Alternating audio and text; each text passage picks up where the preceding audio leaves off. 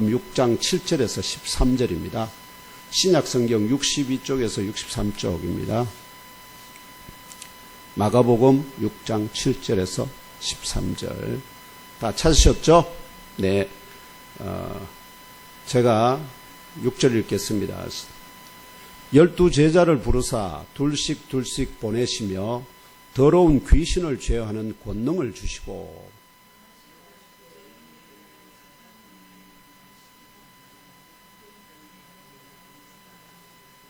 10만 신고 두 벌 옷도 입지 말라 하시고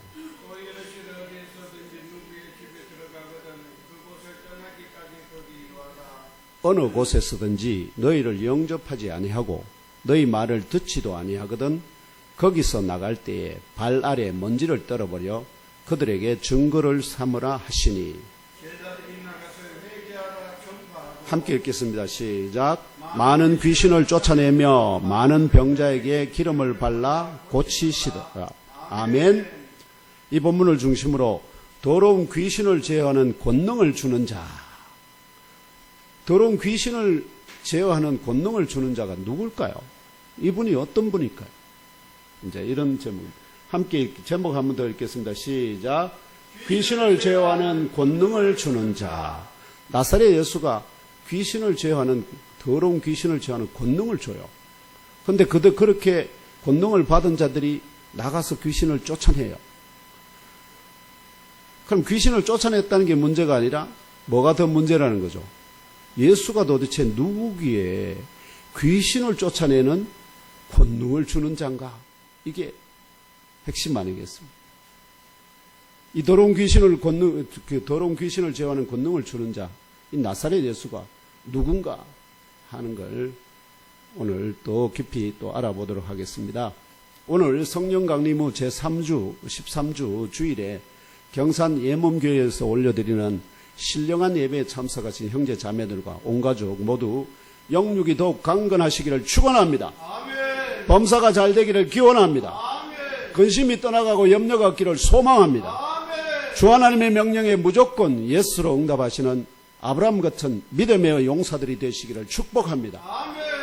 오늘 주 하나님께서 예멈교회 지체들을 위하여 주신 말씀은 나사렛 예수께서 육신의 고향, 친척, 집안을 떠나 하나님이 견인하시는 예루살렘 골고다 언덕 위에 십자가의 길로 나아가시기 시작하시면서 택하여 세우신 12사도를 자신을 대신하여 회개하라, 천국이 가까이 왔다, 천국 복음을 전파하게 하기 위하여 귀신을 제어할 권능을 부어주시며 둘씩 갈릴리의 각 마을로 파송하셨다고 증언합니다.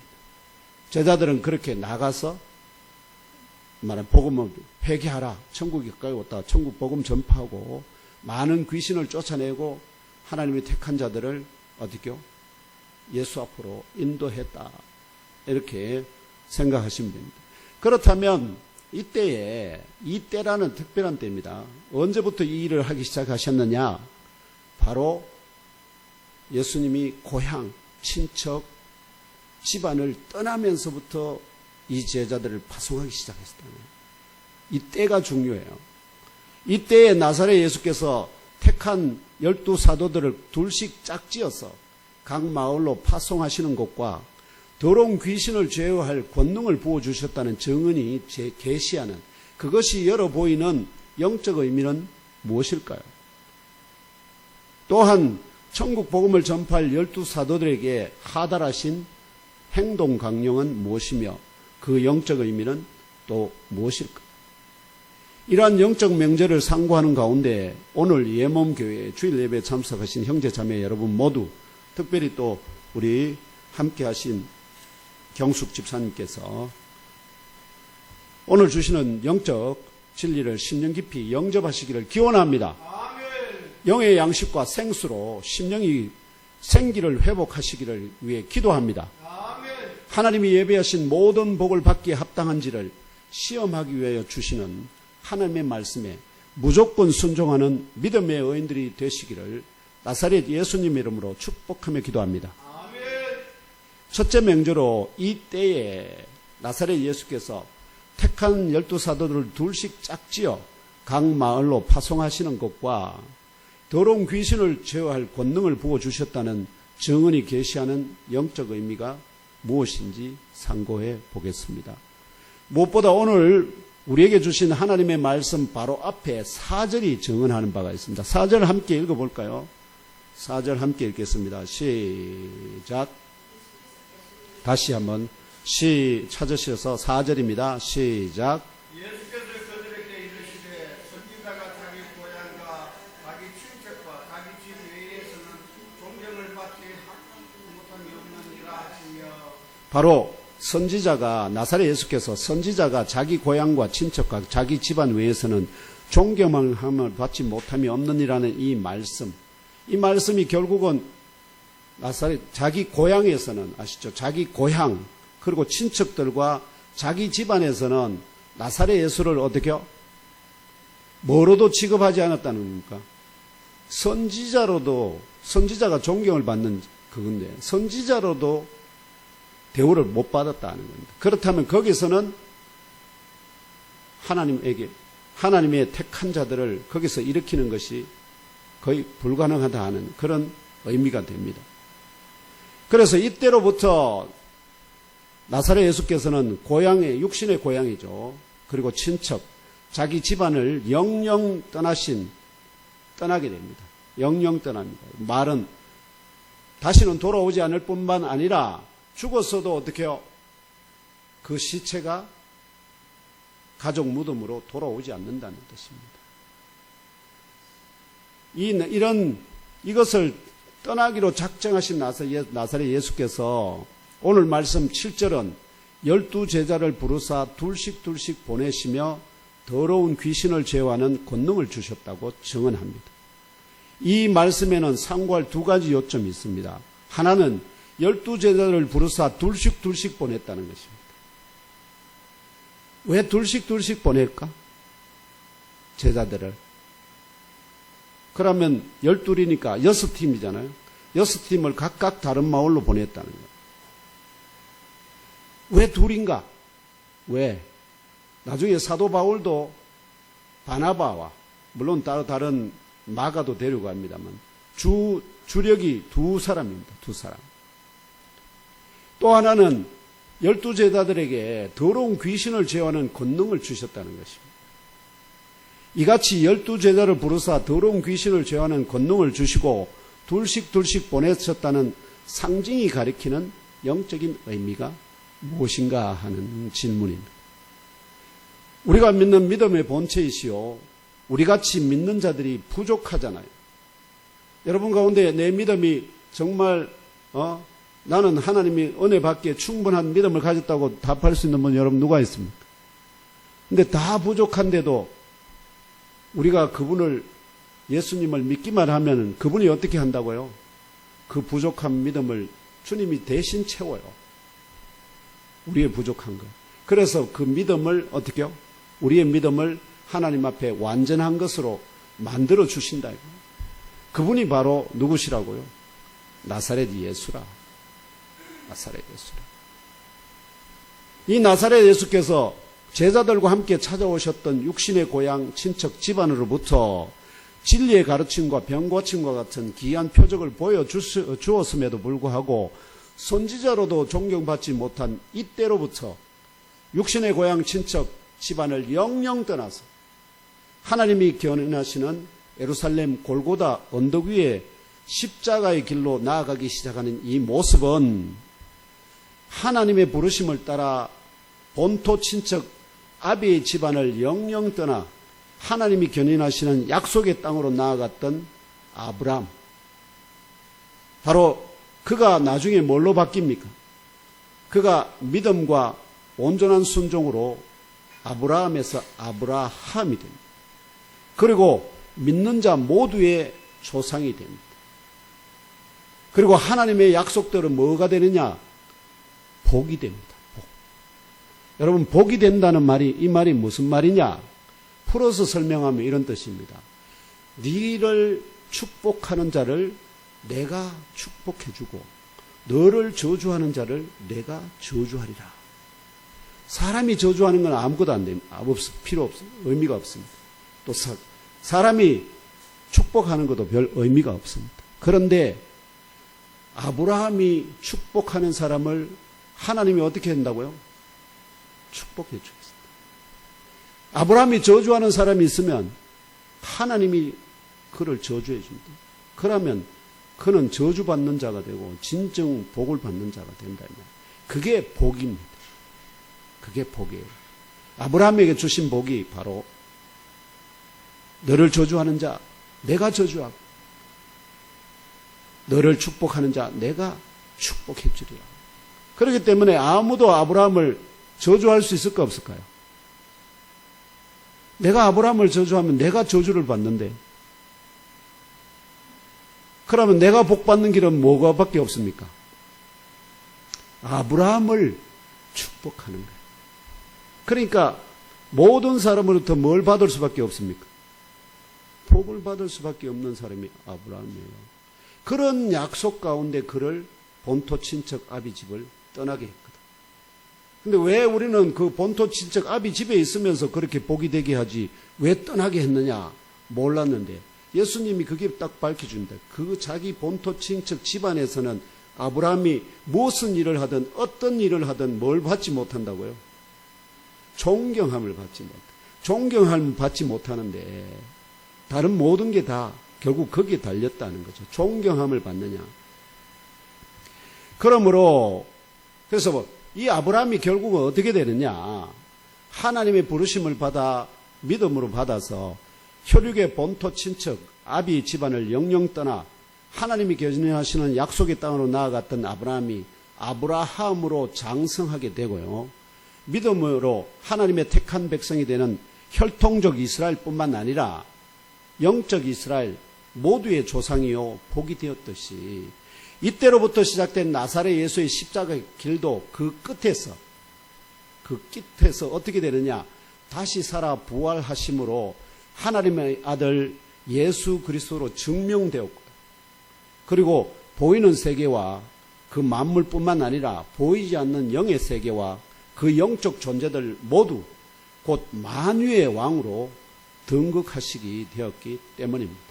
그래서 아브라함과 나사렛 예수는 뭐에서 본토 친척 아비 집안을 떠났다는 관점에서 떠난 모두가 다 그가 최고의 믿음의 말하면 조상으로 세워지듯이 예수께서도 그렇게 되신다 하는 것을 보여주는 말이 본토 친척 아비 집안을 떠난 것인데 예수께서는 그걸 어떻게 표현했느냐. 선지자가 자기 말하면 고향, 친척, 집안에서는 존경함을 받지 못한다는 말로 그걸 표현했다 이 말입니다. 주 1세기 부활성리 후 승천하신 때로부터 영혼까지 보이는 이 세상의 모든 나라와 만물, 특별히 오늘 예몸교회 주일 예배에 참석하신 형제 자매 여러분의 생명과 재산과 자녀들과 여러분이 하는 일 모두를 보이지 않게 제어하시는 분이 바로 오늘 말씀 가운데 더러운 귀신을 제어하는 권능을 주시는 자입니다. 보이지 않는 더러운 귀신도 제어하시는 그분이 우리의 삶의 모든 것을 주관하지 않으시겠습니까?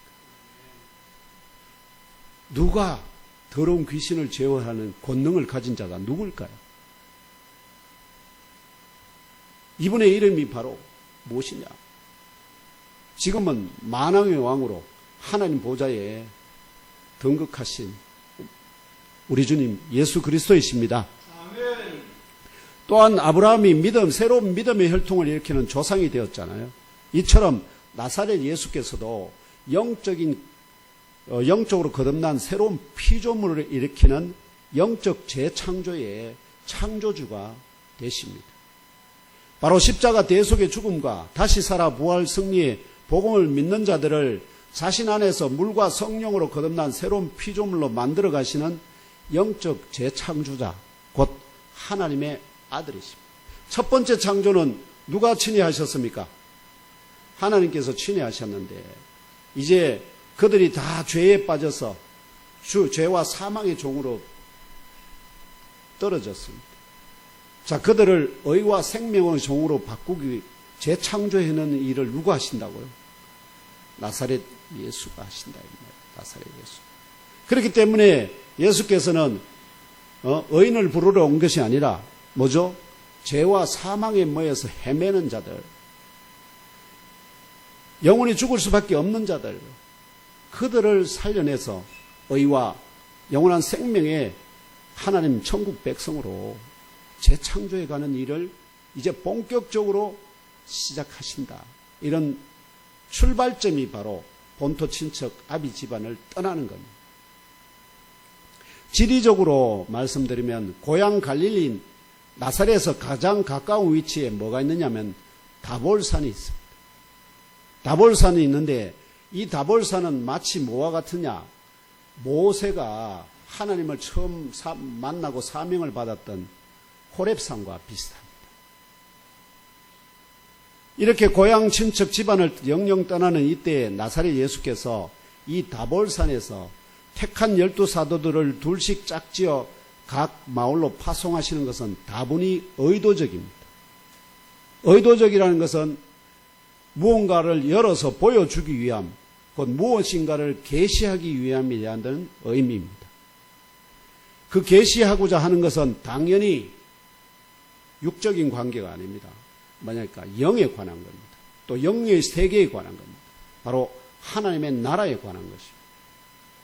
이는 모세가 호렙산에서 여호와 하나님으로부터 애굽의 노예로 전락된 이스라엘 백성을 민족을 구원하는 출애굽의 소명을 받은 이후에 벗었던 신을 다시 신고 하나님의 권능을 행하는 지팡이를 받고 하나님의 뜻을 선포하는 입, 그 입으로 누구를 받았느냐? 아론을 받았어요. 아론. 이 아론과 함께 애굽으로 떠나는 것을 상징합니다. 이해되십니까? 출애굽 3장 1절에서 5절 한번 읽어볼까요? 출애굽 3장 1절에서 5절입니다. 함께 읽겠습니다. 시작. 모세가 그의 장인 미디안 제사장 이드로의 양떼를 치더니 그 떼를 광야 서쪽으로 인도하여 하나님의 산 호렙에 이르매 여호와의 사자가 떨기나무 가운데로부터 나오는 불꽃 안에서 그에게 나타나시니라. 그가 보니 떨기나무에 불이 붙었으나 그 떨기나무가 사라지지 아니하는지라. 이에 모세 이르되 내가 돌이켜 가서 이 큰 광경을 보리라. 떨기나무가 어찌하여 타지 아니하는고 하니 그때에 여호와께서 그가 보려고 돌이켜 오는 것을 보신지라. 하나님이 떨기나무 가운데서 그를 불러 이르시되 모세야 모세야 하시매 그가 이르되 내가 여기 있나이다. 하나님이 이르시되 이리로 가까이 오지 말라. 내가 선 곳은 거룩한 땅이니 네 발에서 신을 벗으라. 여기 딱 보면 신이 나오잖아요. 신을 벗으라. 네가 선 곳은 거룩한 것이니 더러운 것이 묻은 신발을 벗어라. 이런 뜻입니다. 사람 발은 때가 묻어도 누가 지었습니까? 하나님이 지었잖아요. 그런데 신발은 누가 만들었을까요? 사람이 만들었어요. 그 차이입니다. 두 번째, 이렇게 해서 이제 여호와께서 모세를 불러서 신발을 네 발에서 신을 벗어라 해서 모세가 그대로 순종합니다. 그러고 난 다음에 모세에게 사명을 주십니다. 바로 출애굽 3장 9절에서 10절입니다. 함께 읽겠습니다. 시작. 이제 가라. 이스라엘 자손의 부르심이 내게 달하고 애굽 사람이 그들을 괴롭히는 학대도 내가 보았으니 이제 내가 너를 바로에게 보내어 너에게 이 내 백성 이스라엘 자손을 애굽에서 인도하여 내게 하리라. 아멘. 이 사명을 받은 모세가 얼마나 황당했겠습니까? 자기는 애굽에서 애굽 10장을 때려 죽이고 모래밭에 묻었다가 그게 발각돼서 결국은 바로 왕이 자기를 죽이려고 찾는 바람에 어떻게요? 그러면 날 살려라 하고 도망쳐서 지금 미디안에 와서 이 미디안 제사장 이드로의 딸과 결혼해서 그 집안에 지금 목동으로 40년을 섬기고 있는 중이거든요. 그러면 아직도 뭐가 있겠습니까? 자기에게는 돌아가면 죽는다는 그런 그게 있는데, 그런데 하나님이 갑자기 다시 애굽으로 가서 뭐 하라는 거죠? 애굽에 가서 내 백성 이스라엘 민족을 구원해내라 하니까 그 사명을 받은 모세가 뭐 그냥 예 알겠습니다 믿음으로 그냥 순종하고 갈 수 있을까요? 그게 안 되죠. 그러면서 이런저런 하나님과 대화가 있습니다.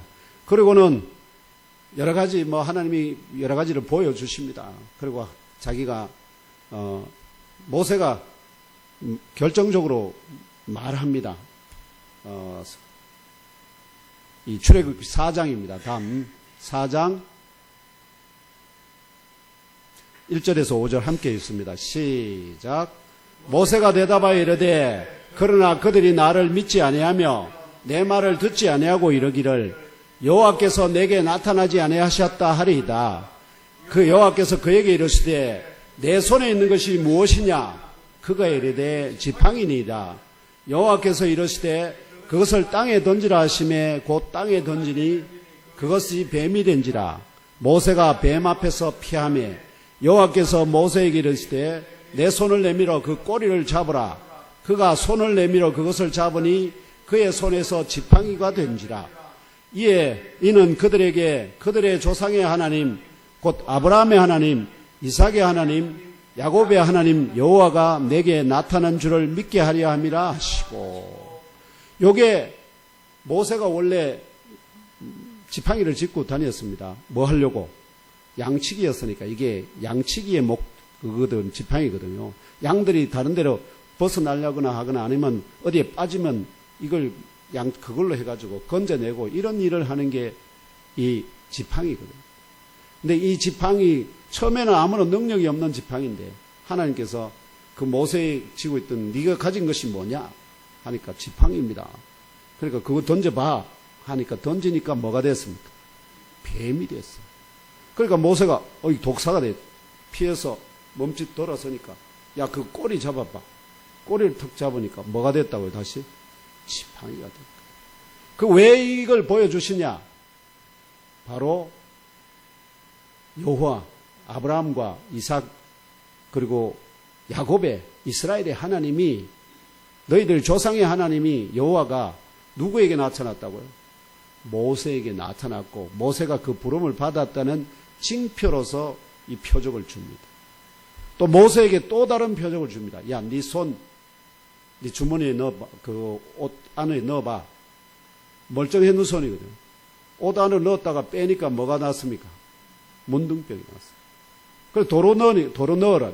도로 넣었다 빼니까 어떻게 해요? 깨끗해졌어요. 여러분, 문둥병은 지금 오늘날 이제 어느 정도 치료가 되지만 그래도 그 흔적이 어떻게 해요? 그 흔적이 너무나 적나라하게 남습니다. 그런데 모세는 넣었다 뺐는데 문둥병이 생기고 넣었다 뺐는데 깨끗해졌어요. 두 번째 징표. 세 번째, 그것도 안 믿거든 어떻게 하랍니까?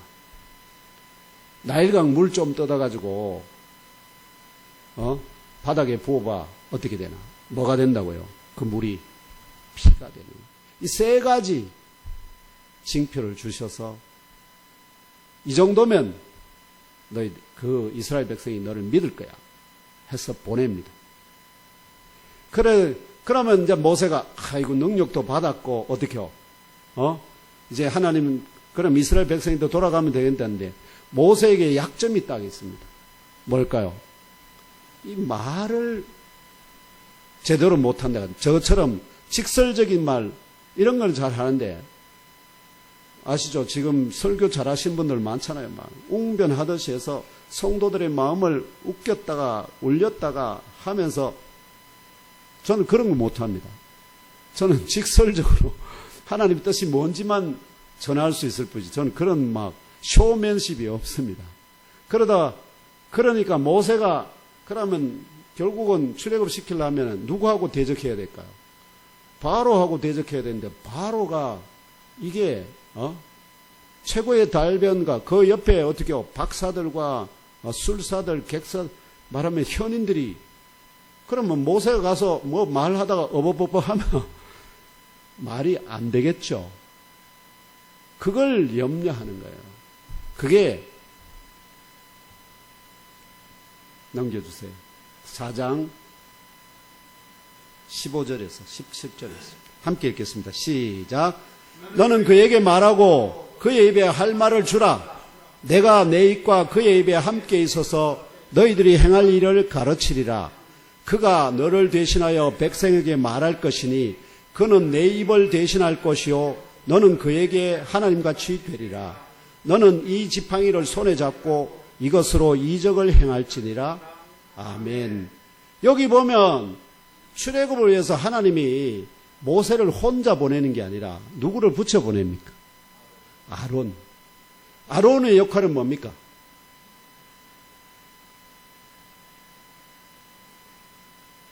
말하는 입입니다. 입.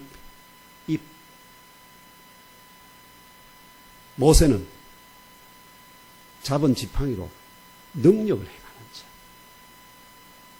요게 두 사람을 한 사고로 해서 보낸 이유입니다. 이러한 상징적 비유를 딱 여러분 이제 들으면 이해되시죠? 예수께서 왜 제자들, 12제자를 둘씩 짝을 지어서 보냅니까? 한 사람은 그럼 무슨 역할입니까? 천국, 회개하라. 천국이 갖고 왔다. 그 입에 성도들이 말하면 그걸 듣는 자들이 귀에 어떻게 해요? 아주 강력하고 선명하게 잘 들리도록 조리 있게 말하는 자. 입이 하나 있고. 또 하나는 뭡니까? 능력을 행하는 자. 요게 한 세트로해서 보내신다.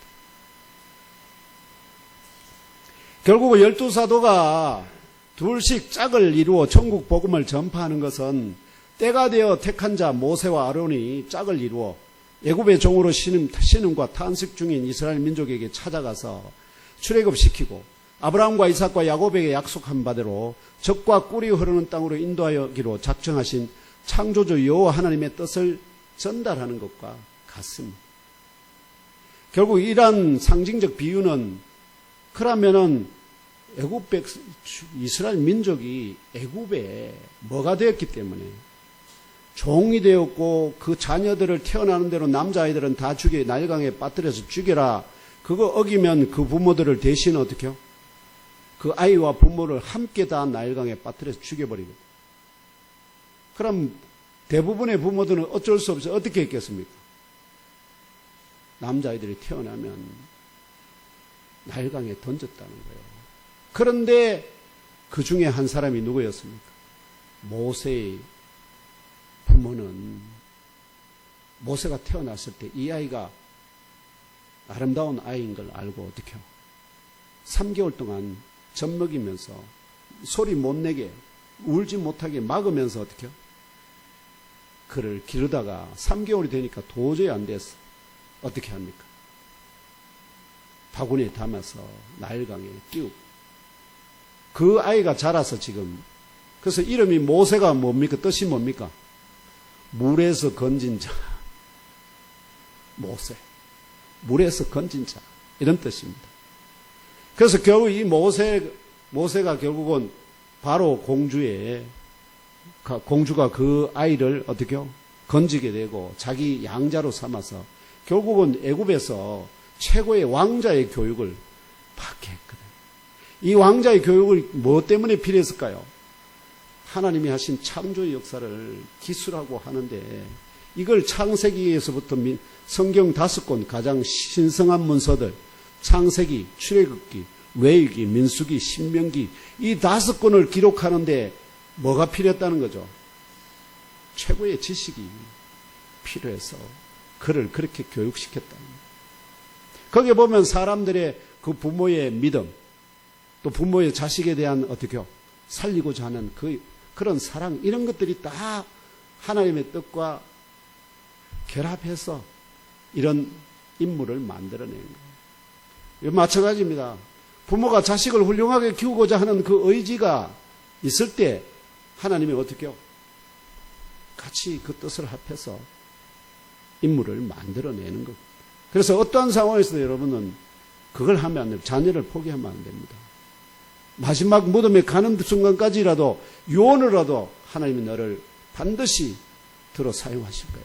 넌 그분을 바래라. 그분을 믿어라. 그분을 경외해라. 그게 여러분들의 우리의 뭐가 돼야 될까요? 다른 거 뭐 유산 이런 거는 말 안 해도 알아서 합니다. 근데 딱 할 게 있다면 하나님이 너를 반드시 복 주실 것이다.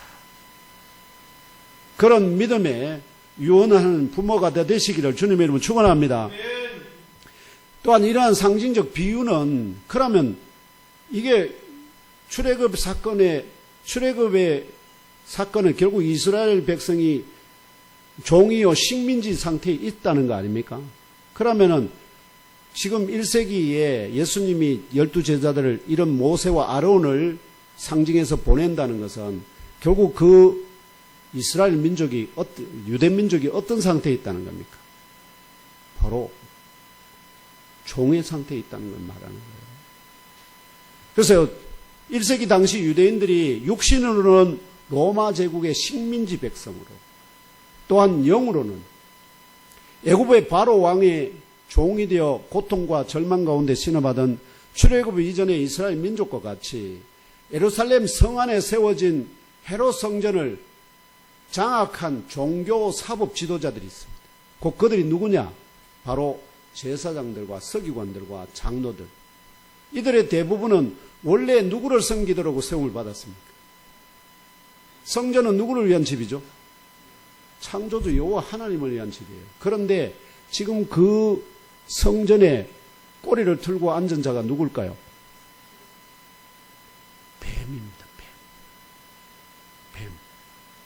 그래서 그들이 세례 요한에게 나올 때 세례 요한이 뭐라고 부릅니까? 그들을 향해서. 야, 이 독사의 자식들아. 왜? 독사를 섬기고 있거든. 독사를. 예수께서도 그걸 이어서 뭐라 합니까? 독사의 자식들아. 두 번 반복하세요. 결국 이들이 뭐냐? 하나님의 백성으로 세움을 받은 자들이, 하나님의 말하면 섬기도록 세움 받은 자들이 뭘로 바뀌었다는 거예요? 영적인 옛뱀, 곧 독사의 자식들로 변절되었단 말이에요. 또한 이들이 자기들이 뭘 모르는 사이에 뭐냐? 엄격한 율법의 적용과 성경이 말하고 있지 않는 장로들의 전통이라는 영적인 틀에 일반 백성들을 꼼짝할 수 없도록 매고 있었어요. 이들이 결국은 이중의 사슬이며 몸은 로마 제국의 식민지, 영은 율법과 장로들의 전통이라는 영적인 틀에 매여서 꼼짝달싹할 수 없는 그런 죄와 사망의 종으로 이중의 사슬에 매여서 있었다.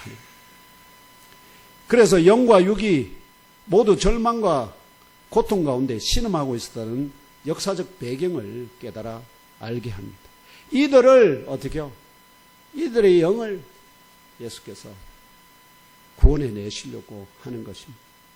그러므로 나사렛 예수께서 12제자를 부르사 둘씩 보내셨다는 상징이 가리키는 영적 의미는 먼저 둘씩 짝을 지어 보냄을 받은 12제자는 구약 성경이 증언하는 바 창조주 여호와 하나님이 애굽의 종으로 사로잡힌 이스라엘 민족을 출애굽시키고 적과 꿀이 흐르는 약속의 땅으로 인도하시는 과정에서 하나님 뜻과 작정을 선포하는 입의 사명과 잡은 지팡이로 권능을 행하는 사명을 위해 세운 모세와 아론 두 사람을 상징합니다.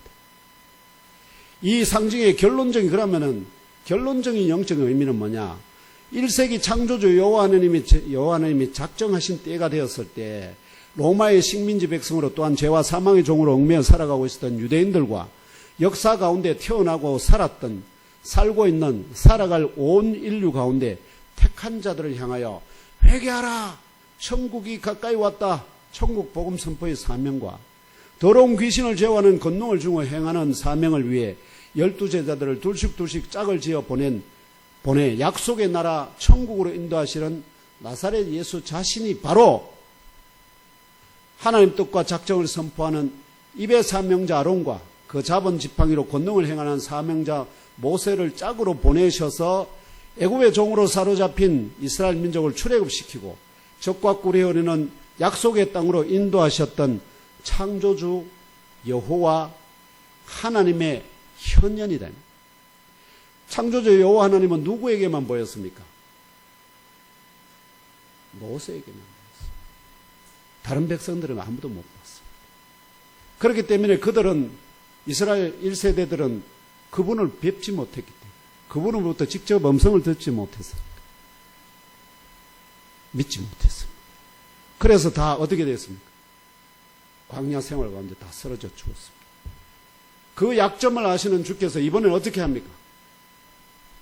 직접 나타나시고 말씀하시고 누구를 통해서? 나사렛 예수를 통해서. 즉 나사 창조주 여호와 하나님이 모세와 아론을 보내신 창조주 여호와 하나님의 현현, 즉 계시되어 보여진 본체, 이 시다는 영적 진리를 지금 증언하고 있습니다.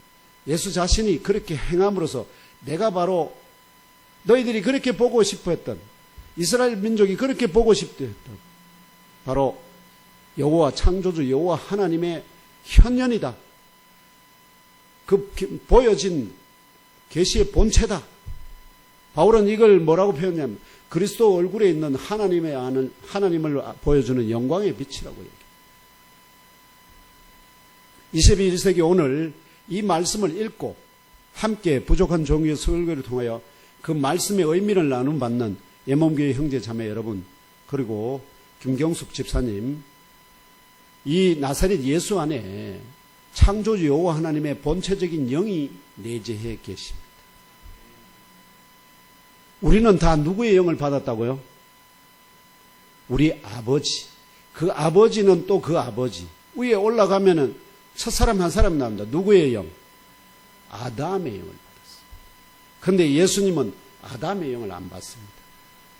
누구의 영을 받는다고요? 창조주 여호와 하나님의 영을 받았어요. 똑같은 사람인데 뭐가 다르다고요? 영이 달라요. 영이. 이걸 지금 보여주고 계십니다. 다르다는 거. 사람이 말하는 거, 여러분들은 뇌가 말한다고 다들 과학자들이 얘기하는 천만에요. 뇌가 그대로 있어도 사람이 영이 빠져버리면 뇌가 그대로 있는데 말하고 행동하고 합니까? 아무것도 못합니다. 결국은 뇌는 뭐와 같으냐? 컴퓨터의 CPU와 같아요. 그 CPU에다가 뭘 줘야 됩니까?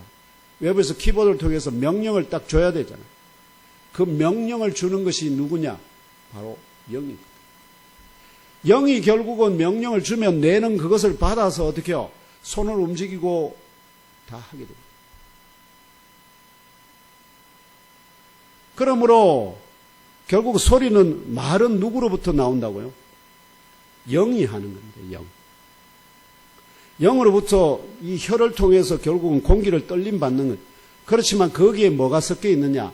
그 영이 누구의 영이냐 하는 게 다 드러난다는 거죠.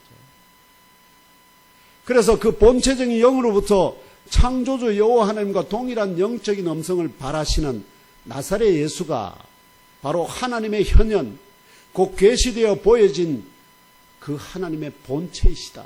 아멘. 이 영적 진리를 믿고 영접하며 날마다 깊이 사귀어 우리 가운데 계시다니까. 여러분 앞에 계십니다.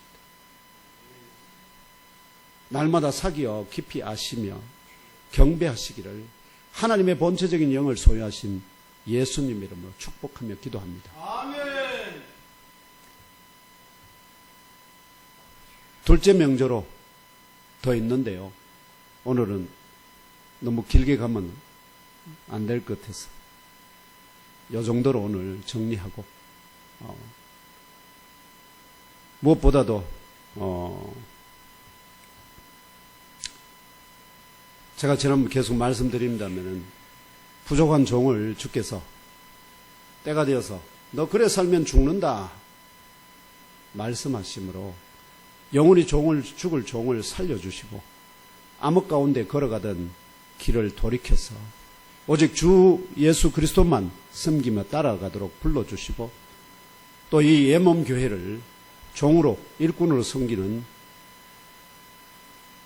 종으로 세워주신 주 하나님께서 오늘 예몸교회 주일 예배에 참석하신 저와 형제자매 여러분 모두를 죄와 사망의 올무에서 구원하여 의와 영생의 천국으로 인도받기를 시작하는 영적 출애굽의 감격과 광복의 기쁨을 주시기를 축복합니다. 아멘. 오늘 이후로 육신의 눈과 귀만 열린 것이 아니라 영적인 거듭나서 물과 성령을 거듭나서 열린 영의 눈과 귀로 나사렛 예수께서 도저히 갚을 수 없는 1만 달란트에 해당하는 죄와 사망의 정죄를 받아 사형수 되었던 형제자매 여러분과 함께 여러분 옆에 계시는 형제자매들을 살려내시기 위하여 십자가 위에서 대신 죽으셨다는 대속의 진리가 무엇을 의미하는지를 듣고 믿고 깨달아 아시고 100일 정도 일하여 모으면 갚을 수 있는 적은 빚진 자와 같은 옆에 형제자매들의 죄와 허물을 넉넉히 용서하여 용납하여 주시고 주 하나님의 사랑으로 포용하고 감싸 주시는 믿음의 의인들이 다 되시기를 주 예수님의 이름으로 기도합니다. 아멘. 하나님은 그런 자를 찾아서 아브라함같이 복을 주시기를 원하십니다. 아멘. 복이 뭐라고요? 너를 저주하는 자를 내가 저주하고 너를 축복하는 자를 내가 축복하겠다. 이게 복입니다. 이 복보다 더 큰 복은 없습니다.